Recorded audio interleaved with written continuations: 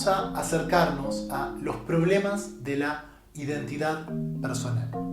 Estos son problemas que son muy generales, muy amplios, muy interesantes, que han sido históricamente abordados por la filosofía, pero no solamente, también la religión ha tenido cosas para decir, también otras disciplinas más contemporáneas como pueden ser la psicología, las neurociencias, las ciencias de la computación y particularmente la inteligencia artificial.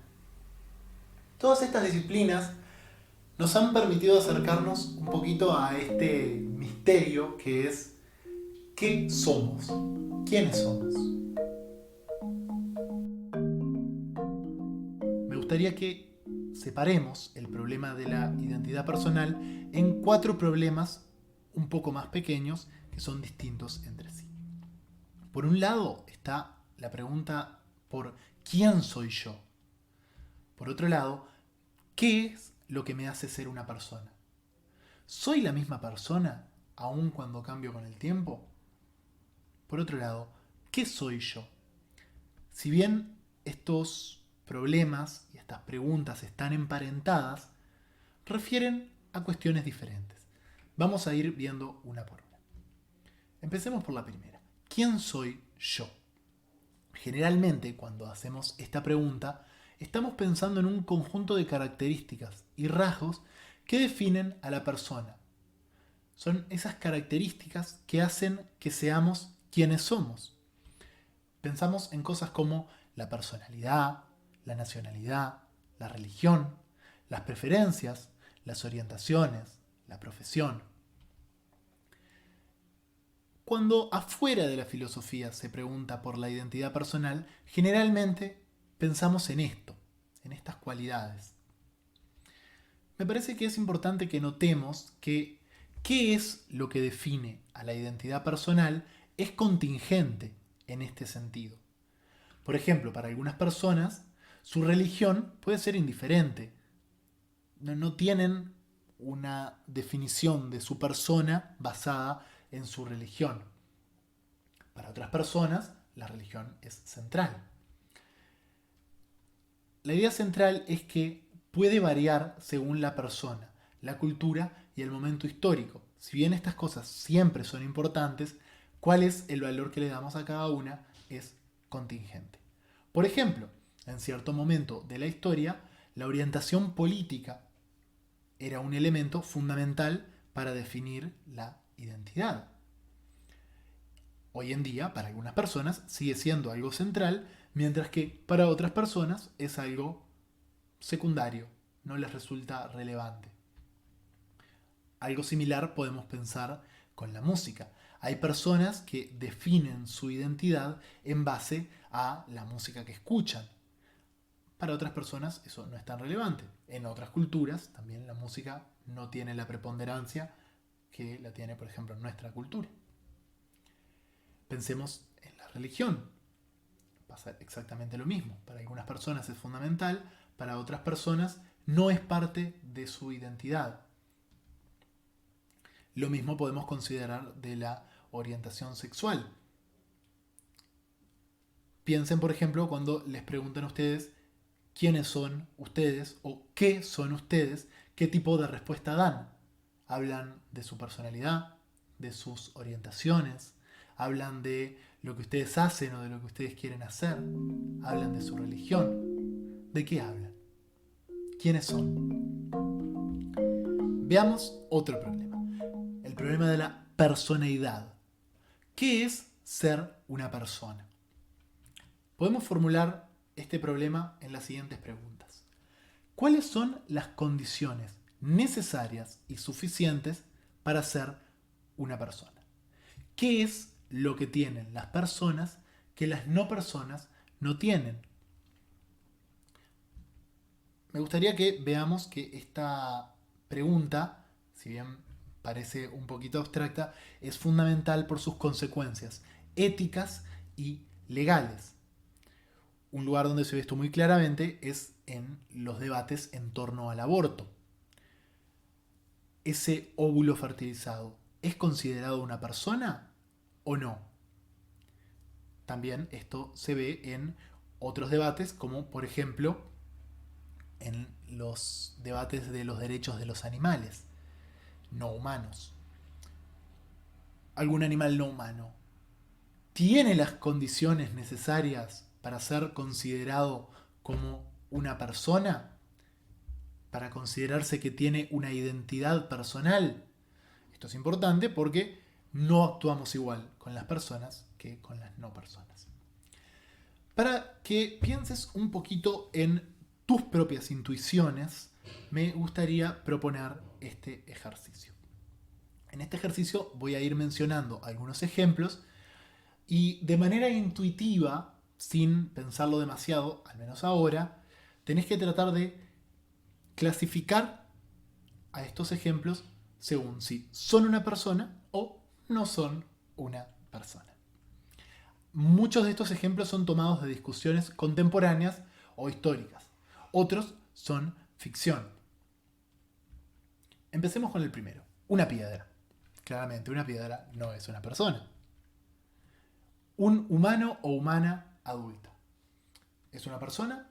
Pareciera que sí, que no hay mucha duda. Un niño o niña, pareciera que también es una persona. Una uña humana, pareciera que no. Una mano humana cortada. Un humano con demencia. Una neurona humana estimulada en un microscopio. ¿Es una persona? ¿No es una persona? Un adulto o adulta en coma, sin conciencia. Un chimpancé educado para hablar usando una máquina. Un chimpancé salvaje. Un perro. Un humano o humana con discapacidad intelectual grave. Un software que desarrolló conciencia. Un cuerpo humano mantenido con vida artificialmente, pero sin cerebro. Por último, un cerebro humano mantenido con vida, pero sin un cuerpo. Bueno, habrás clasificado en estas dos cestas a estos distintos ejemplos. ¿Son personas? ¿No son personas? Vos sabrás lo que consideras. La pregunta es, ¿qué es lo que tienen las personas que las no personas no tienen? ¿Cuáles son las cosas que nos diferencian a las personas de quienes no son una persona? Vamos con el tercer problema que vamos a ver, el problema de la persistencia. ¿Qué es necesario para que una persona sea la misma en tiempos diferentes? El tiempo pasa y nuestro cuerpo cambia, cambian nuestras habilidades, nuestras ideas y nuestros deseos. Sin embargo, nos parece normal mirar una foto de un bebé y decir, soy yo. ¿Soy yo? ¿Qué se tiene que mantener para que ese niño que fui siga siendo yo? Si cambio mucho a lo largo del tiempo, ¿qué es lo que hace posible la persistencia de la identidad a lo largo del tiempo? ¿Qué es lo que debe cambiar o mantenerse para decir que alguien persiste? El último problema que vamos a ver es el problema de ¿qué soy yo? ¿Qué tipo de cosa somos nosotros los seres humanos? Podemos asociar esto con preguntas como estas. ¿Somos enteramente de materia o hay en nosotros algo inmaterial? ¿Cuáles son nuestros límites? ¿Dónde termina el yo? ¿En nuestro cráneo? ¿En nuestra piel? ¿En nuestra ropa? ¿Más allá? ¿Somos una cosa? ¿Una sustancia? ¿O más bien somos algo así como un estado o un proceso? Esta es una pregunta que ha tenido muchas respuestas y me gustaría presentarles algunas. Una respuesta bastante típica es la que se llama el animalismo. La pregunta, ¿qué soy yo?, se responde diciendo que somos organismos biológicos. Nuestra condición de animales da cuenta de todo lo que somos. Por otro lado, una respuesta un poquito más refinada es esta, es que somos cosas materiales constituidas por organismos biológicos. Una forma de entender esto es que nuestro cuerpo, nuestro organismo, sería algo así como el hardware de una computadora y nuestro yo sería algo más, algo así como un software. No es que el software exista en sí mismo, siempre un software necesita de un hardware en el cual poder, digamos, funcionar. Bueno, nuestro cuerpo sería nuestro hardware, pero no es solamente nuestro cuerpo lo que somos. Hay algo más. Otra forma de encarar este problema es decir que somos partes temporales de animales. Somos el transcurrir de un organismo. No somos el organismo en sí mismo, sino que somos la historia de este organismo, de este cuerpo. El yo existiría algo así como existe el primer tiempo de un partido de fútbol. ¿Dónde está el primer tiempo? El primer tiempo no es una cosa que podamos señalar y decir, eso es el primer tiempo. El primer tiempo es un transcurrir, es algo que sucede en el tiempo. Otra respuesta es que somos partes de animales. Generalmente el cerebro. Hay muchas respuestas que asocian la identidad con el cerebro. De hecho, hay un neurobiólogo colombiano muy famoso, que se llama Linás, de apellido, que dice literalmente que somos un cerebro con patas. O sea, lo que nos constituye como un yo es nuestro cerebro. Otra respuesta, que es muy típica en el ambiente religioso, es decir que lo que somos es almas.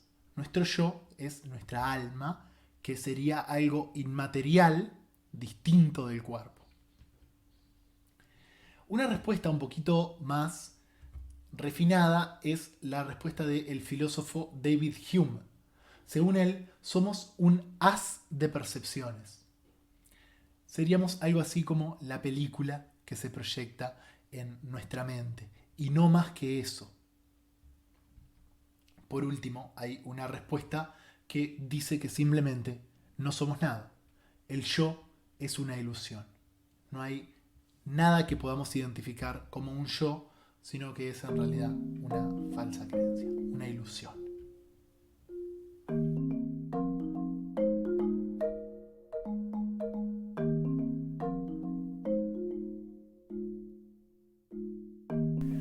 A lo largo de esta clase estuvimos viendo que los problemas de la identidad personal son varios y variados.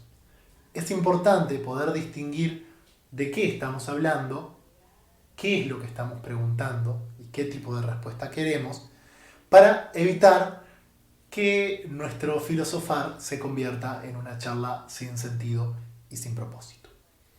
Concretamente, identificamos 4 distintos problemas de la identidad personal. Por un lado, podemos preguntar quiénes somos, cuáles son las características que nos hacen ser lo que somos. Por otro lado, tenemos el problema de la personalidad. ¿Cuáles son las características, cuáles son las condiciones que nos hacen ser una persona y distinguen a las personas de aquellas cosas que no son personas? Por otro lado, estuvimos viendo el problema de la persistencia. ¿Qué cosas tienen que mantenerse para que en tiempos diferentes podamos decir que tenemos identidad, que somos la misma persona? Por último, vimos otro problema más general, que es ¿qué somos? ¿Qué es ser una persona? Todas estas preguntas y todos estos problemas son muy amplios y seguramente no haya una única respuesta. En principio, no parece tan fundamental que tengamos una respuesta contundente para estos problemas, como sí resulta importante notar que hay un problema, notar que hay varios problemas y seguir investigando.